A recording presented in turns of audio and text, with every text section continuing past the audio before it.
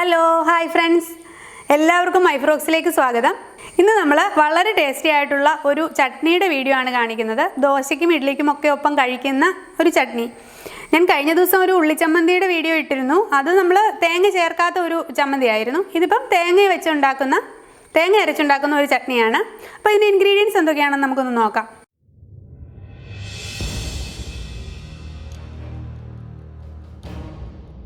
അപ്പോൾ ഇതിന് ഞാൻ 1 കപ്പ് തേങ്ങയാണ് എടുത്തിരിക്കുന്നത്. ഇതൊരു ചെറിയ കപ്പാണ് കേട്ടോ. അപ്പോൾ നമ്മുടെ ആവശ്യത്തിനനുസരിച്ച് തേങ്ങ നമുക്ക് കൂട്ടുകയും കുറയ്ക്കുകയും ചെയ്യാം.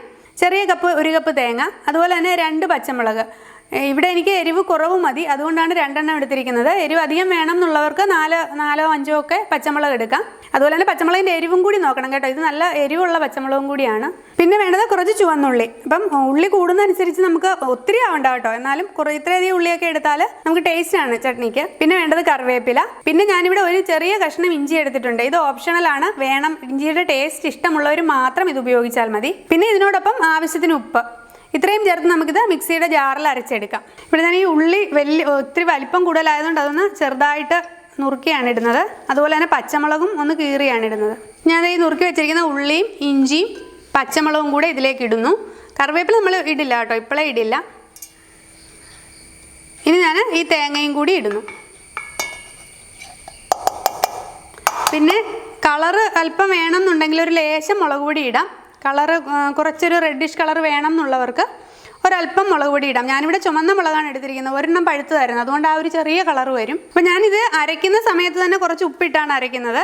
അപ്പം കുറച്ച് ഉപ്പ് കൂടി ഇടുന്നു. ബാക്കി നമുക്ക് കടുക് വറുക്കുന്ന സമയത്ത് കുറവുണ്ടെങ്കിൽ ഇട്ടാൽ മതി. അപ്പോൾ നമുക്കിത് നന്നായിട്ടൊന്ന് അരച്ചെടുക്കാം. ഇതിപ്പോൾ ഞാൻ ചട്നി നന്നായിട്ട് അരച്ചിട്ടുണ്ട്. ഇനി ഇതിലേക്ക് ഒരു കതിർപ്പ് കറിവേപ്പില ഒന്ന് ഇട്ടിട്ട് ജസ്റ്റ് ഒന്ന് മിക്സി ഒന്ന് കറക്കുക. എന്ന് വെച്ചാൽ കറിവേപ്പില നന്നായിട്ട് അരയരുത്, എന്നാൽ ചെറിയ ചതഞ്ഞൊക്കെ കിടക്കുന്ന രീതിയിൽ. അപ്പോൾ നല്ലൊരു കറിവേപ്പിലയുടെ സ്മെല്ല് കൂടി വരും. ഇനിയുള്ള കറിവേപ്പില നമ്മൾ കടുക് വറക്കാനാണ് യൂസ് ചെയ്യുന്നത്.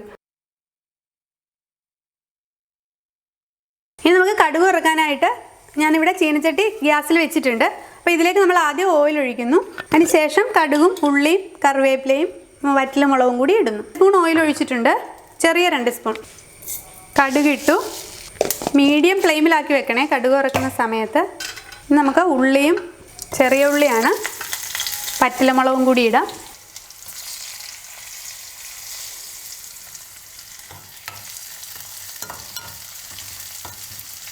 നമുക്ക് കറിവേപ്പില ഇടാം.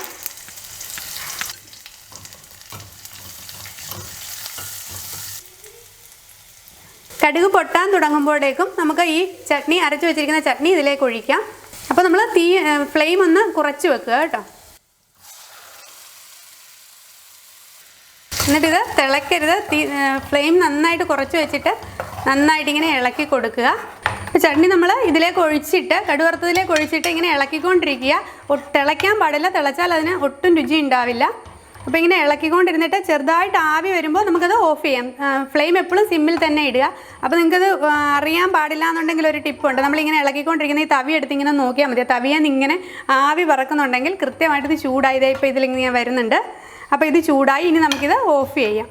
അങ്ങനെ നമ്മുടെ നല്ല ടേസ്റ്റി ആയിട്ടുള്ള ചട്നി റെഡി ആയിട്ടുണ്ട്.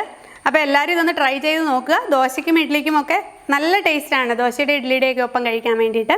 എല്ലാവരും ഷെയർ ചെയ്യുക, കമൻറ്റ് ചെയ്യുക, സബ്സ്ക്രൈബ് ചെയ്യുക. Thank you for watching.